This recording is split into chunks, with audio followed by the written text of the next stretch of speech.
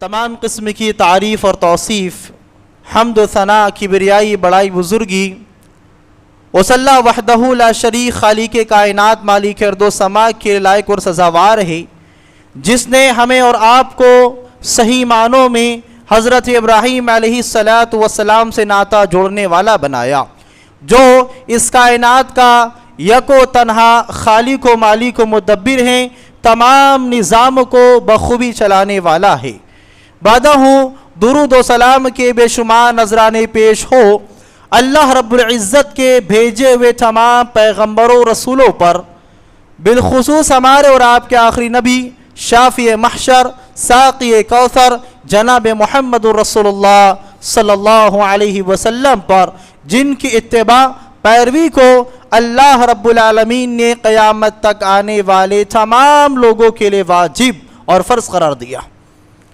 और अल्लाह रब्बुल आलमीन की बेशुमार बख्शिशें नवादिशें रज़ाए नाजिल हो उन तमाम सहाबा कराम रिज़वानुल्लाहि अलैहिम अजमईन पर, जिन्होंने कमा हक़्क़ा हो अल्लाह के रसूल सल्लल्लाहु अलैहि वसल्लम का ताउन करते हुए दीन इस्लाम की खिदमत फरमाई है।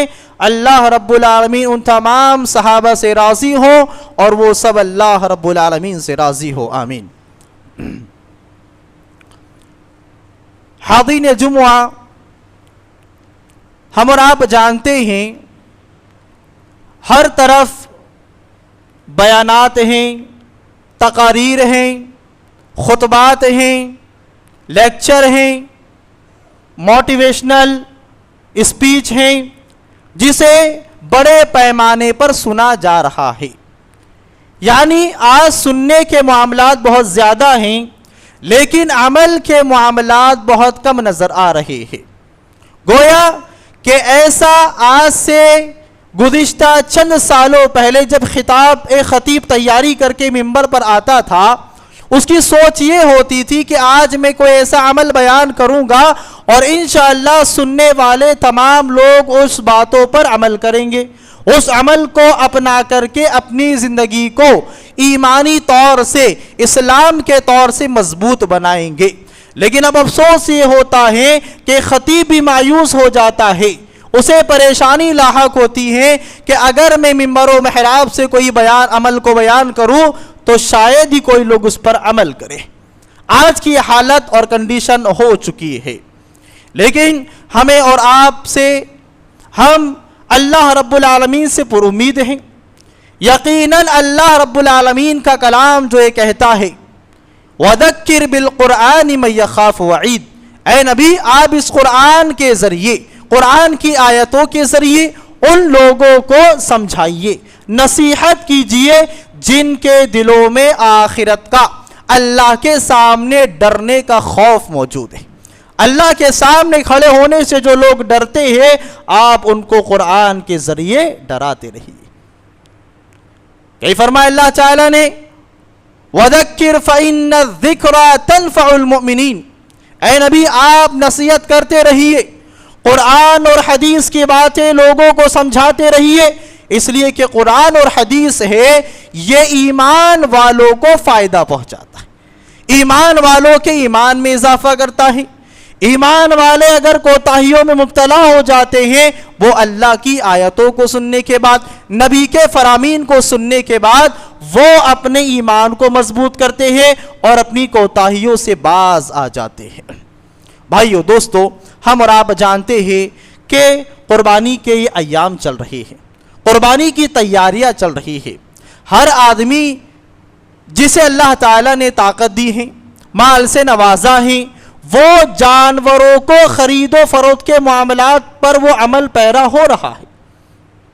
लिहाजा मेरे भाइयों दोस्तों, कुर्बानी करने से पहले आप ये बात अपने जहनो दिमाग में, या कुर्बानी करने वाले इस बात को अच्छे तरीके से जान ले कि इस कुर्बानी का जो अहम बुनियादी जो ताल्लुक है वो हजरत इब्राहीम अलैहिस्सलातु वस्सलाम से।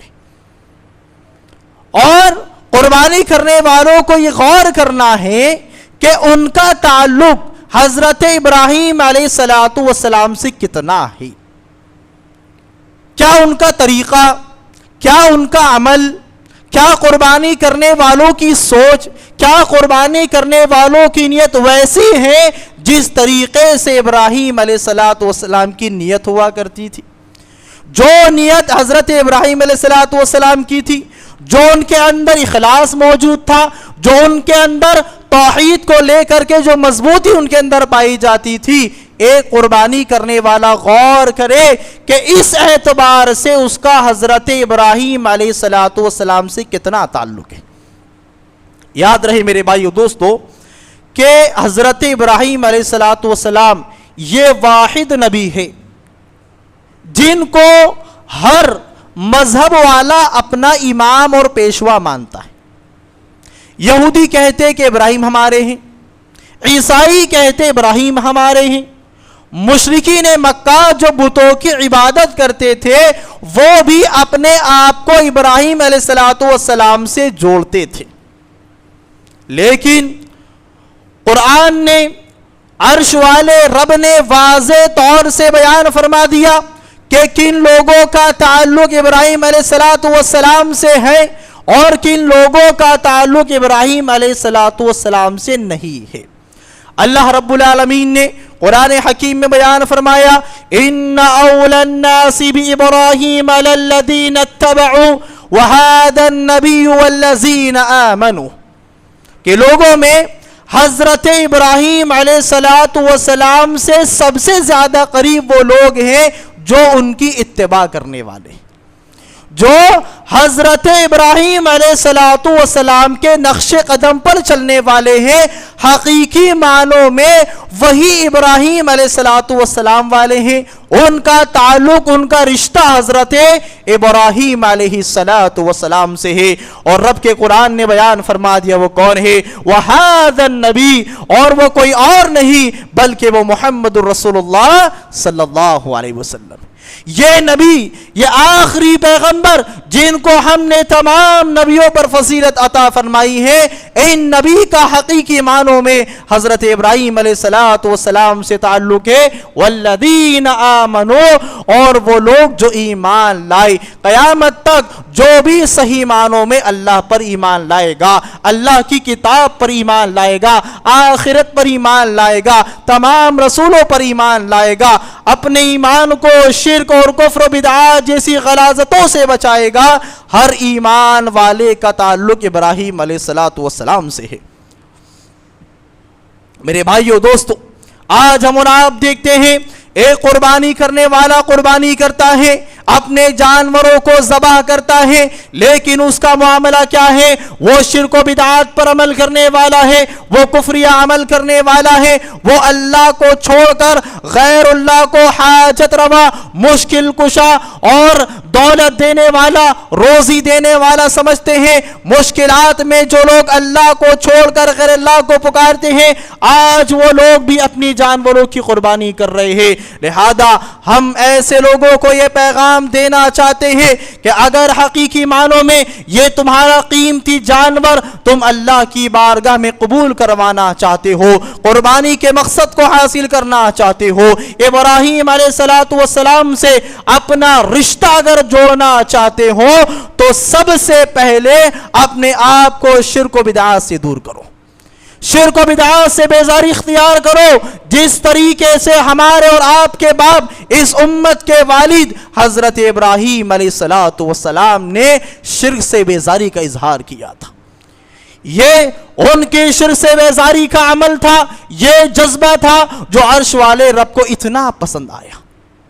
آج ہم یہ سوچتے ہیں کہ اگر توحید کی بات کی جائے گی، اگر لوگوں کو شرک و بدعات سے روکنے کے معاملات اگر ہم اپنی دعوت و تبلیغ میں کریں گے، لوگ ہم سے ناراض ہو جائیں گے، ہمارے رشتہ دار ہم سے دور ہو جائیں گے، ہمارا سگا بھائی ہم سے دور ہو جائے گا، ہمیں جائیداد سے بے دخل کر دیا جائے گا۔ لہٰذا میرے بھائیو دوستو، جن لوگوں نے حقیقی معنوں میں توحید کو اپنایا ہے، جو ڈھونگ اور تماشا نہیں کرتے ہیں توحید کے معاملے میں، شرک سے دوری اختیار کرنے کے معاملے میں، تو آپ اس بات کو اپنے ذہن میں بٹھا لیجئے کہ یہی ابراہیم ہے، یہی ابراہیم ہے جن کے نقش قدم پر چلتے ہوئے، جن کی سنت کو زندہ کرتے ہوئے آج تم اپنے جانوروں کی قربانیاں کر رہے ہو۔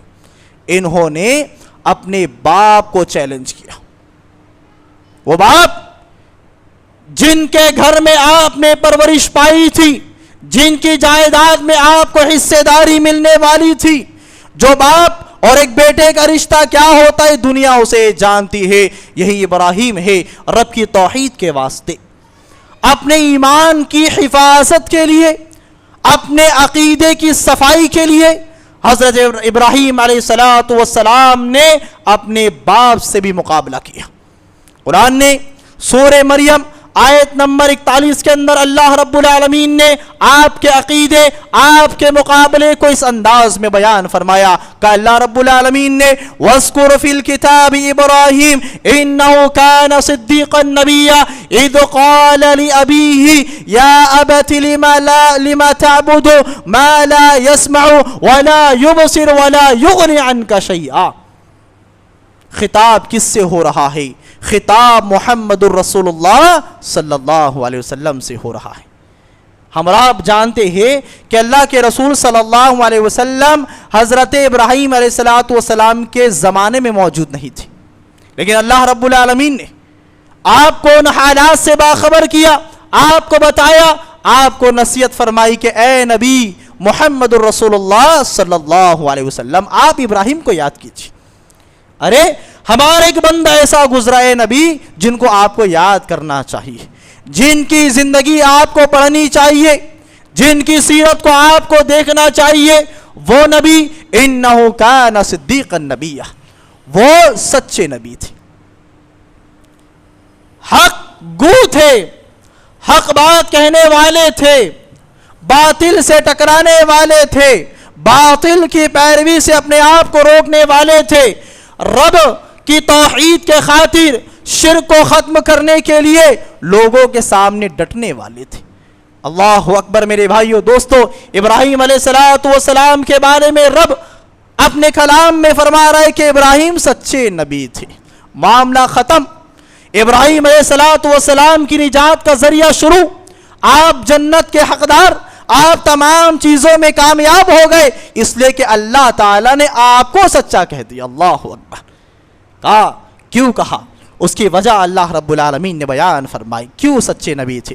اذ قال لی ابی, ابراہیم علیہ السلام نے اپنے باپ سے کہا, اپنے باپ کو سمجھایا, اے ابا جان, آپ ایسی معبودان باطلہ کی عبادت کیوں کرتے ہیں جو نہ سن سکتے ہیں, نہ دیکھ سکتے ہیں, اور نہ وہ لوگوں کو کوئی فائدہ پہنچا سکتے ہیں.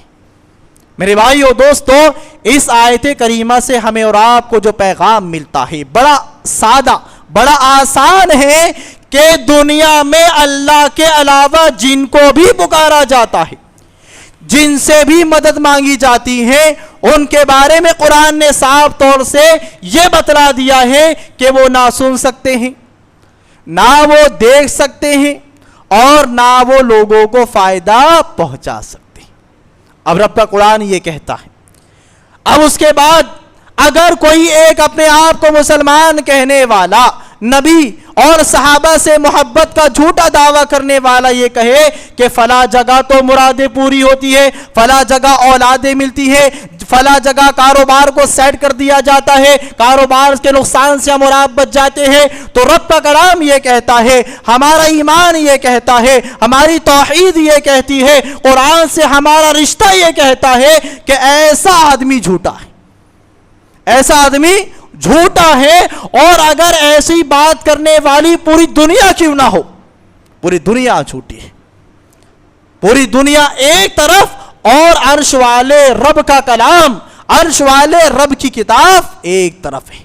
یہ ہم رب کی قرآن پر اس انداز میں ایمان لاتے ہیں کہ دنیا والے اکٹھے ہو جائے, جمع ہو جائے اس بات کو لے کر کے کہ اللہ کے علاوہ غیر اللہ بھی سنتے ہیں, دیکھتے ہیں, لوگوں کی مرادیں پوری کرتے ہیں, تو ہمارا ایمان ہمیں اس بات کے لیے تیار کرتا ہے میرے بھائیو دوستو کہ سب جھوٹ ہیں. تو قربانی کرنے والوں کو سب سے پہلے اپنے عقیدے کو محفوظ کرنا ہے, اپنے عقیدے کو بہتر بنانا ہے, شرک سے اپنے آپ کو بچانا ہے. اور اتنا ہی نہیں میرے بھائیو دوستو، ابراہیم علیہ السلام نے مزید واضح طور سے کیا کہا تھا اپنی قوم اور اپنے باپ سے؟ سورہ زخرف آیت نمبر 26 میں اللہ رب العالمین نے بیان فرمایا کہ ابراہیم علیہ السلام نے کہا اپنی قوم سے اور اپنے باپ سے، اننی براء مما تعبدون من دون اللہ، کہ سنو جن کو تم اللہ کے علاوہ جن کو تم پکارتے ہو، میں ان تمام معبودان باطلہ سے بیزار ہوں، میں ان پر غصہ ہوں، میں ان سے ناراض ہوں، میرا ان لوگوں سے کوئی تعلق نہیں ہے، الا الذی فطرنی فانہ سیہدین، سوائے اس ذات کے جس نے مجھے پیدا کیا، میں اس سے بیزار نہیں ہوں، میں اس سے محبت کرنے والا ہوں، میں اس پر ایمان لانے والا ہوں، کیوں؟ اس نے مجھے پیدا کیا۔ وجہ بتائی میرے بھائیو دوستو، جو دنیا کو وجود دے، جس کے اندر جو لوگوں کے ذریعے پیدائش کے تخلیق کے معاملات کو جاری ساری کرے، وہی عبادت کے لائق ہے، اسی کی عبادت ہونی چاہیے، اسی کے آگے سر جھکنا چاہیے، اسی سے مرادیں مانگنی چاہیے، اسی کے نام کی نظر و نیاز ہونی چاہیے، اس لیے کہ اس نے ہمیں اور آپ کو پیدا کیا۔ اور ہم ہی نہیں میرے بھائیو دوستو، مسلمان کے علاوہ آپ غیروں سے بھی سوال اگر آپ کریں کہ تم کو کس نے پیدا کیا، وہ کہتے اوپر والے نے پیدا کیا۔ اور اوپر والا کون ہے؟ ہم اور آپ جانتے ہیں، الرحمن علی العرش استوی، کہ رحمان کہاں پر مستوی ہے؟ عرش پر مستوی۔ اپنی ذات کے اعتبار سے اللہ تعالیٰ عرش پر ہے، لیکن اللہ کا علم ہر جگہ موجود ہے۔ بہت سے لوگ یہ سمجھتے نعوذ باللہ کہ اللہ ہر جگہ موجود ہے۔ نہیں میرے بھائیو دوستو، اللہ ہر جگہ موجود نہیں ہے۔ اگر اللہ ہر جگہ موجود ہوتا تو اللہ یہ نہ کہتا کہ اللہ عرش پر مستوی، اللہ پھر قرآن میں یہ کہتا کہ اللہ ہر جگہ موجود ہے۔ اللہ اپنی ذات کے اعتبار سے جیسے اللہ کو منظور ہے، جیسے اللہ کی شان کے لائق ہے، ہمیں نہیں معلوم۔ اللہ جس انداز میں ہے اپنی ذات کے اعتبار سے عرش پر ہے، لیکن اللہ کا علم ہر جگہ ہے، کون کیا کر رہا ہے، کس انداز میں اس کی نیت کیا ہے، اس کے رات اور دن تنہائی بھیڑ کے کیا معاملات ہیں، اللہ کے سب علم کے اندر ہیں۔ تو لہٰذا میرے بھائیو دوستو، ابراہیم علیہ السلام کے اس سنت کو زندہ کرنے والے، قربانی کرنے والوں کے لیے پہلا پیغام یہ ہے کہ وہ اپنے آپ کو شرک سے محفوظ رکھیں۔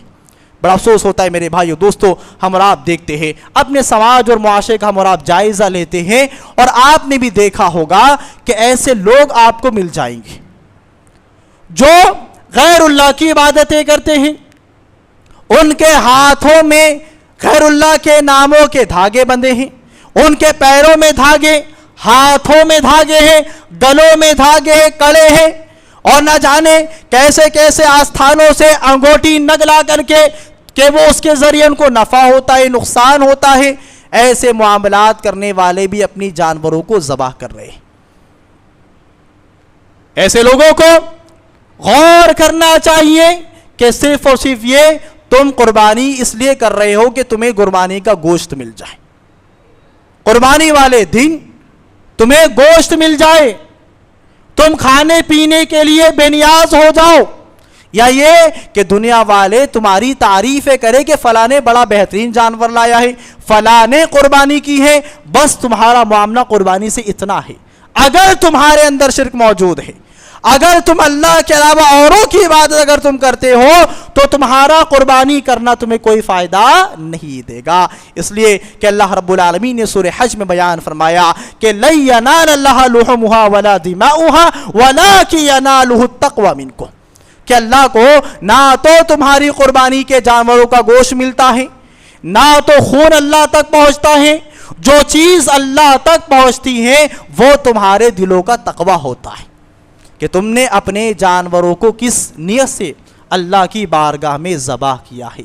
اور تقوی کا پہلا اصول کیا ہے میرے بھائیو دوستو، کہ انسان ایک قربانی کرنے والا توحید پرست ہونا چاہیے، اللہ پر ویسے ایمان لانے والا ہونا چاہیے جس طریقے سے رب کا قرآن مطالبہ کرتا ہے، जिस तरीके से मोहम्मद रसूलुल्लाह सल्लल्लाहु अलैहि वसल्लम की बातें हमसे और आपसे मुतालबा करती है कि तमाम नफ़ा नुकसान का मालिक अल्लाह ताला है, रोज़ी देने वाला अल्लाह है, रोज़ी ना देने वाला अल्लाह है, जिस्म देने वाला अल्लाह है, खूबसूरती देने वाला अल्लाह है, बेहतर ना बेहतर तमाम मामलात के इख्तियारात अल्लाह रब्बुल आलमीन के लिए है। ये अक़ीदा हमें और आपको अपने दिलों में पैदा करना होगा। यही वजह है मेरे भाइयों दोस्तों, अल्लाह रब्बुल आलमीन ने इब्राहीम अलैहिस्सलातु वस्सलाम के बारे में कहा था, इन्नहु मिन इबादिनल मुमिनीन। लोगों सुनो, ये रब का कुरान तुम्हें बतलाता है एक पैगंबर एक नबी के बारे में। क्या बतलाता है कि बेशक इब्राहीम अलैहिस्सलातु वस्सलाम हमारे ईमान वाले बंदों में से थे। इब्राहीम ये हमारे उन बंदों में से हैं जो हम पर सही मानों में ईमान लाते, ये मोमिन है, इनके ईमान की गवाही हम देते हैं। क्यों कहा मेरे भाइयों दोस्त? इसलिए कि ईमान मतलूब है, अल्लाह की ज़ात पर ईमान मतलूब है, आखिरत पर ईमान मतलूब है, तमाम रसूलों पर ईमान मतलूब है, आसमानी किताबों पर ईमान मतलूब है, फरिश्तों पर ईमान मतलूब है, और अच्छी बुरी तकदीर पर भी क्या है? ईमान मतलूब है। इनको पढ़िए मेरे भाइयों दोस्तों, ईमान के जो 6 अरकान हैं इनको आप पढ़िए, समझिए, तफसील से आपको मालूम होगा कि अल्लाह ताला इन ईमान के जरिए हमसे और आपसे क्या मुतालबा कर रहा है। आज अगर हम और आप कुर्बानी कर रहे हैं, अपने जानवरों को ज़बह कर रहे हैं, तो हमारे अंदर वो ईमान भी होना चाहिए जिस ईमान के बारे में रब क़यामत के दिन ये कहे कि मेरे इस बंदे को ईमान वाले में शामिल कर दिया जाए। अल्लाह ताला रोज़े महशर हमारे बारे में तमाम अगले पिछले लोगों के दरमियान यह ऐलान कर दे कि ये मेरा फला बंदा मोमिन है, इसके दिलों के अंदर वो ईमान मौजूद है जिस ईमान का मुतालबा तकाजा डिमांड मैंने की थी। वरना ये कुर्बानी करने वाले बेनमाजी आपको नजर आएंगे, ईमान से खाली आपको नजर आएंगे, जमाने भर की गलाजतें इन कुर्बानी करने वालों में आपको नजर आएंगी, झूठ, फरेब, धोखा, दगाबाजी जैसे मामलात इन कुर्बानी करने वालों में आपको नजर आएंगे। क्यों? ईमान ना होने की वजह से। इसलिए कि अगर उसके अंदर ईमान होगा, वो ईमान जो जिसका ताल्लुक दिल से होता है, ईमान का ताल्लुक दिल से होता है, बातिन से होता है मेरे भाइयों दोस्त। इसलिए हम और आप देखते कि एक आदमी नमाजें पढ़ रहा है, अपने आप को मुसलमान कह रहा है, उसका नाम अब्दुल्लाह अब्दुर्रहमान है, लेकिन एक अपने आप को मोमिन मुसलमान मनवाने के बावजूद भी उसके अंदर वो मामलात मौजूद नहीं है जिसका हुक्म अल्लाह ताला ने दिया है। तो इसका ये मतलब है मेरे भाइयों दोस्तों कि उसने ईमान नहीं लाया। वो क्या है? सिर्फ मुसलमान है। क्या है? मुसलमान है। उसने इस्लाम को सिर्फ कबूल किया है। अब इस्लाम उसके दिल में गया या नहीं गया, ये उसका ईमान तय करता है। इसलिए कि इस्लाम का ताल्लुक जाहिर से है। एक आदमी सफ़ेद लिबास पहन ले, दाढ़ी रख ले, टोपी लगा ले, अपना नाम मुसलमानों के नामों पर रख ले, मुसलमान ख़ानदान में पैदा हो जाए, ये पूरा ढांचा इस्लाम का है, वो मुसलमान है। अब वो नमाजें पढ़ रहा है, वो शिर्क से, कुफ्र से, बिदअत से, बेजा रस्म व रिवाज से अपने आप को बचा रहा है, वो तन्हाई में अपने रब की इबादतें कर रहा है। इसका मतलब ये है कि वो मोमिन है। वो क्या है? मोमिन है, अल्लाह की ज़ात पर ईमान लाने वाला है। वो जो इस्लाम उसने ज़बान से कबूल किया है, इन तमाम बातों पर अमल करने की वजह से ईमान, वो इस्लाम ईमान की शक्ल में उसके दिल में बैठ चुका है, समा चुका है। तो हमें अपने ईमान को मजबूत करना है।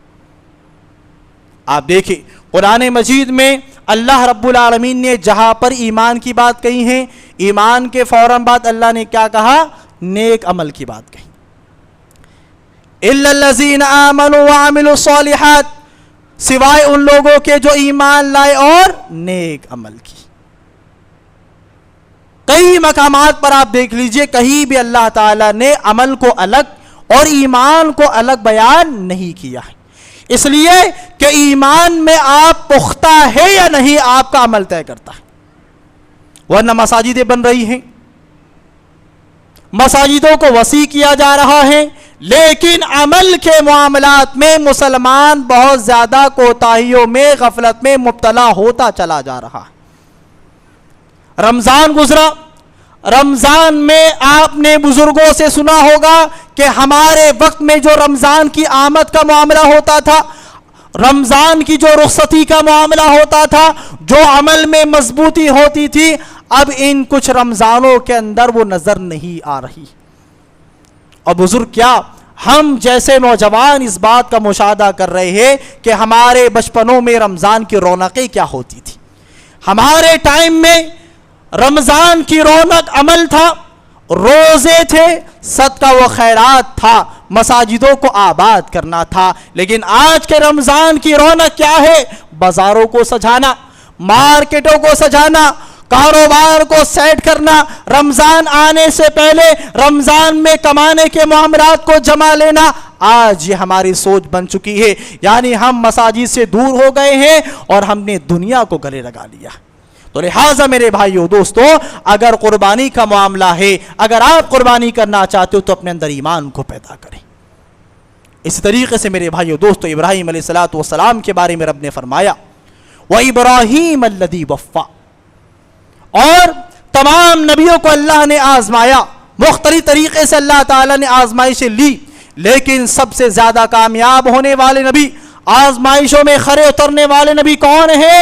حضرت ابراہیم علیہ السلام ہے. رب نے کہا وَإِبْرَاهِيمَ الَّذِي وَفَّى، اور وہ ابراہیم جس نے اللہ سے کیے ہوئے تمام وعدوں کو پورا کر دکھایا، اور اللہ نے جو ان سے وعدہ کیا تھا انہوں نے ان تمام وعدوں کو پورا کر دکھایا.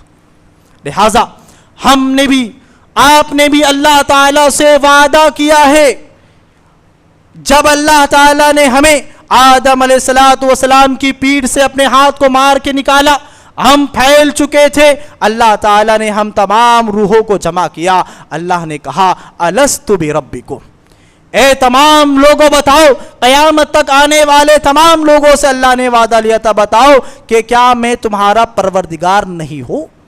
کیا میں تمہاری ہر چھوٹی سے چھوٹی اور بڑی سے بڑی تمام ضروریات کو پورا کرنے والا نہیں ہوں؟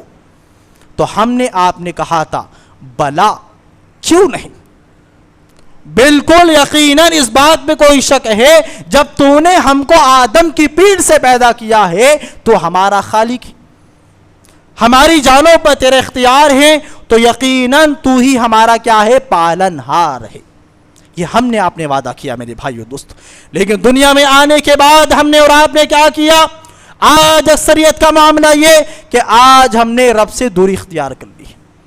آج اللہ کی توحید کو بیان کیا جاتا ہے، لوگ مارنے پر، لڑنے پر، جھگڑنے پر اتارو ہو جاتے ہیں. توحید میں کس کی بات ہوتی ہے؟ رب کی بات ہوتی ہے. رب کی بڑائی کو بیان کیا جاتا ہے، اس کی عبادت کے خاص معاملات کو بیان کیا جاتا ہے، غیر اللہ کی عبادت سے لوگوں کو روکا جاتا ہے. آج ہم نے اور آپ نے وعدہ خلافی کی. لہٰذا قربانی کرنے والوں کو یہ پیغام ملتا ہے کہ اگر تم ابراہیم علیہ السلام کی سنت کو زندہ کرنے کا دعویٰ کرتے ہو، یا اگر دعوے میں پختہ اترنا چاہتے ہو، تو اللہ سے جو تم نے وعدہ کیا ہے اس وعدے پر تم کو عمل کرنا ہوگا، تب جا کر کے تمہارا جانور اللہ کی بارگاہ میں قبول ہوگا. اور اتنا نہیں میرے بھائیو دوستو، ابراہیم علیہ السلام کو اللہ رب العالمین نے اس امت کا امام اور پیشوا بنایا ہے. کہا اللہ رب العالمین نے انی جاعلک للناس اماما، اے ابراہیم ہم آپ کو تمام انسانیت کا امام بنانے جا رہے ہیں، پیشوا بنانے جا رہے ہیں.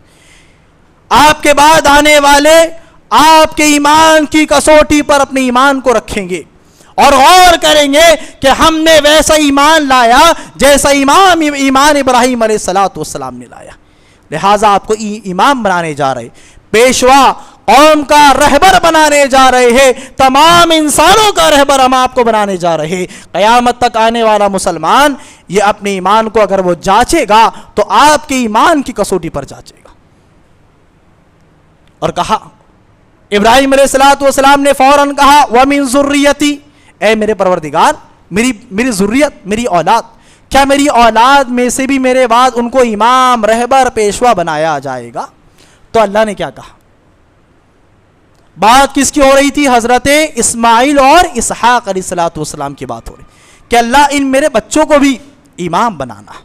اللہ نے کیا کہا؟ اللہ کہتا ٹھیک ہے بنا دیں گے، نہیں، اللہ نے کیا کہا؟ اصول اور کسوٹی بنا دی کہ آپ کی اولاد کیوں نہ ہو، اسماعیل اسحاق کیوں نہ ہو، یعقوب یوسف موسیٰ عیسیٰ کیوں نہ ہو، ہماری کسوٹی ہے، ہمارا ایک اصول ہے، اگر اس اصول پر تمہاری اولاد اترتی ہے تو امام بنائے گی، اور اگر آپ کی اولاد کیوں نہ ہو، اگر وہ ہمارے اصول کی خلاف ورزی کرے گی تو ہم اس کو امام بنانے والے۔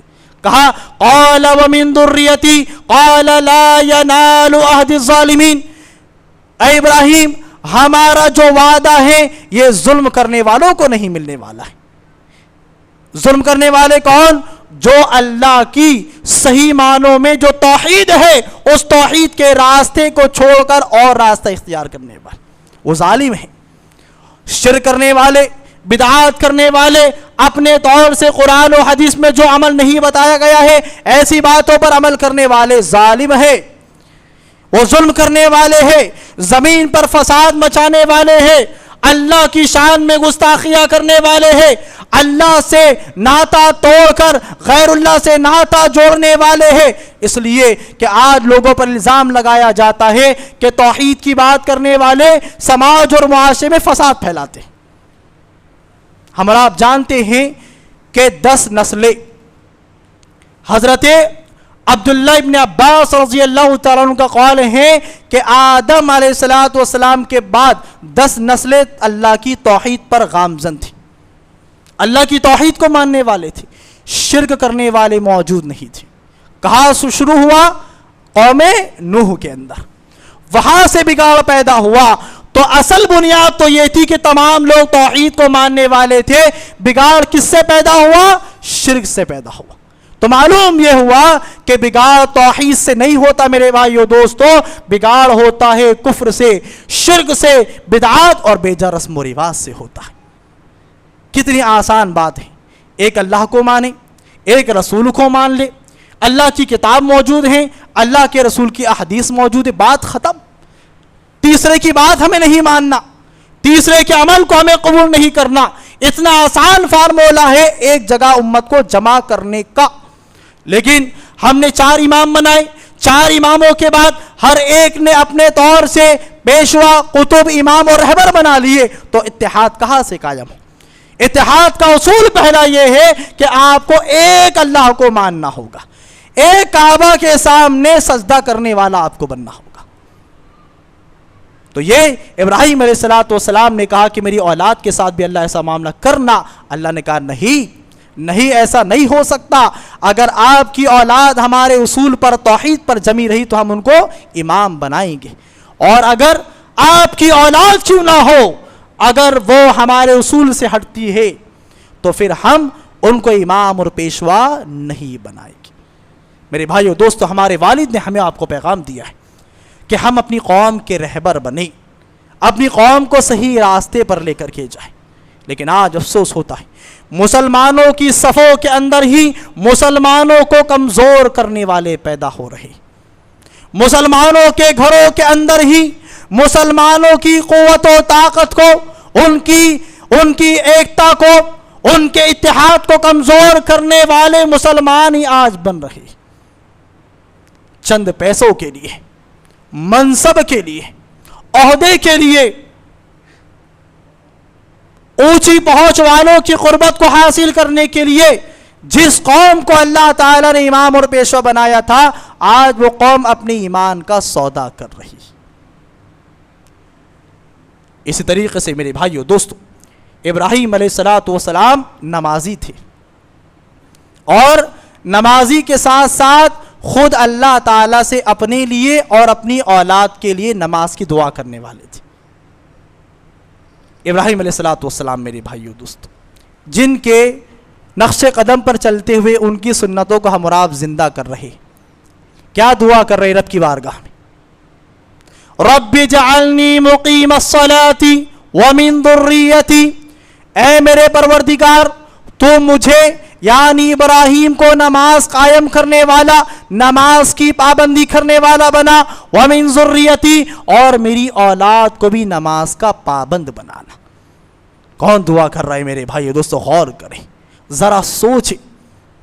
यही बात कुर्बानी का पैगाम आप यहां से लेकर के चले जाए कि अगर अब तक जो बेनमाजी है, नमाज नहीं पढ़ रहे हैं, वो गौर करे, और वो कुर्बानी भी कर रहे हैं, वो गौर करे मेरे भाइयों दोस्तों कि इब्राहीम अलैहिस्सलातु वस्सलाम, अल्लाहु अकबर, जो शायद अगर नमाज ना पढ़ते, कोई अमल ना करते, तब भी अल्लाह ताला इंशाअल्लाह उनको माफ कर देता। जो आज हमारे जो ईमान के लेवल है ना, इतने गुनाह करने के बावजूद भी हम अड़े हैं कि हम नमाज नहीं पढ़ते, और इस नमाज छोड़ने पर हम अपने आप को बड़ा होशियार भी समझते हैं, और नमाज पढ़ने वालों को बेवकूफ समझते हैं। नमाज के खातिर अपने कारोबार को छोड़कर मस्जिद की तरफ आने वालों को बेवकूफ समझा जाता है। यह आज हमारा लेवल ईमान का है मेरे भाइयों दोस्तों। वो इब्राहीम अलैहिस्सलातु वस्सलाम रब की बारगाह में दुआ फरमा रहे कि मेरे परवरदिगार तुम मुझे नमाज का पाबंद बना और मेरी औलाद को यानी इस्माइल और इसहाक को नमाज का पाबंद बना। कितने माँ बाप ऐसे हैं, कितने माँ बाप ऐसे हैं जो अल्लाह ताला की बारगाह में अपने हाथों को फैला करके अपने लिए और अपनी औलाद के लिए दुआ करते कि मेरे परवरदिगार मुझे भी नमाज का पाबंद बना, और जो औलाद जो मुझसे पैदा हो रही है, जो मेरी नस्ल जारी हो रही है, मेरी इस औलाद को भी नमाज का पाबंद बना दे। अफसोस ये है आज लोगों का मामला, ये है मेरे भाइयों दोस्तों कि छोटे बच्चे नमाज पढ़ने आ रहे हैं, लेकिन बाप घरों में बैठे, बाप बेनमाजी है, माँ बेनमाजी है, और अल्लाह ताला इन औलादों को कई मकतब के जरिए, मस्जिद के जरिए, दुरूस के जरिए नमाज का पाबंद बना रहे हैं। तो मेरे भाइयों दोस्तों, चंद बातें थी हज़रत इब्राहीम अलैहिस्सलातु वस्सलाम के ताल्लुक़ से कि अगर आप कुर्बानी कर रहे हैं तो कुर्बानी करने से पहले आप पहले सीरत इब्राहीमी को पढ़ ले, और उनके जैसा, उनके नक्शे कदम पर चलने वाला आपको बनाए, तब जाकर के आपका जानवर अल्लाह की बारगाह में कुर्बान है। वरना अगर आपका ताल्लुक इब्राहीम अलैहिस्सलातु वस्सलाम से नहीं है तो ये सिर्फ आपका जानवर है, गोश्त खाने के लिए, नाम के लिए, आपकी तारीफ के लिए। अल्लाह ताला हमें और आपको सही मानों में इब्राहीम अलैहिस्सलातु वस्सलाम की इत्तिबा करने वाला बनाई। अल्लाह ताला हमें और आपको सही मानों में इब्राहीम अलैहिस्सलातु वस्सलाम की सुन्नतों को ज़िंदा करने वाला बनाए। जो मकसद कुर्बानी का है, उस कुर्बानी के सही मानों में मकसद को समझने की तौफीक अता फरमा। अल्लाह ताला मुसलमानों की सफ़ों में सही मानों में तौहीद, किताबुल्लाह और सुन्नत रसूल की बुनियाद पर इत्तिहाद कायम फरमा। आमीन। अक़ूलु क़ौली हादा अस्तग़फ़िरुल्लाह ली व लकुम व लिसाइरिल मुस्लिमीन फ़स्तग़फ़िरूहु इन्नहु गफ़ूरुर रहीम।